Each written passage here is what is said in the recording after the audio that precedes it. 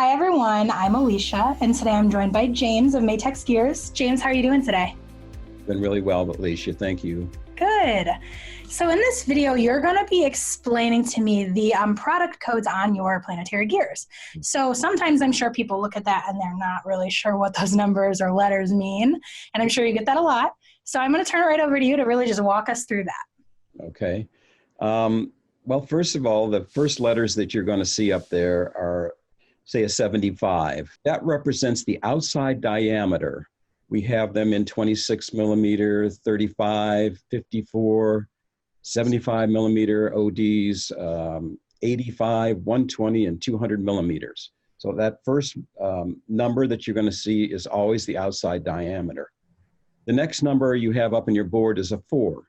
That represents the gear ratio itself. So we make them in 3-to-1s, 4, 5-to-1s, and 7-to-1s.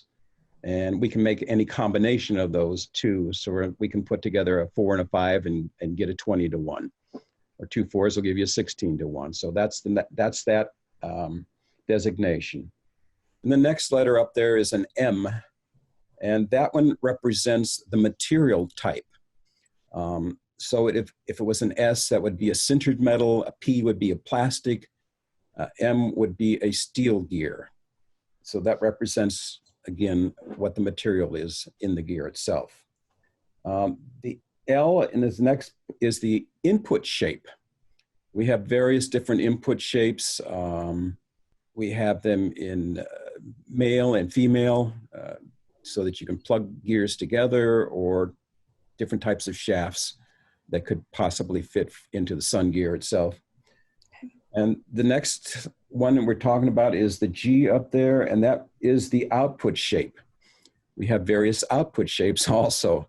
Some to accept the female input, a male into the female, others just for a larger shaft size for an output.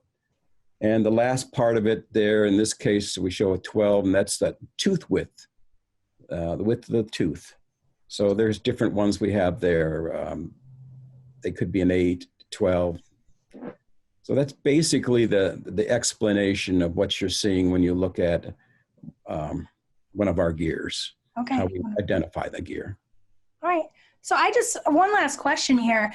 Usually when your customers come to you and they're looking for a gear, do they usually come prepared with this code and they know all of this information before they come, or do sometimes they really kind of need your help to walk through it and understand what it is that they're looking at? Well, we try to make that clear in our website itself, what it all stands for. And a lot of times people understand it quite clearly, and other times it's a little confusing. So we're happy to work that through with you and get the right gear for your application. Wonderful. Well, thank you so much for telling us a little bit more about that. This video is very educational if you're looking for gears and you're trying to figure out exactly what you need.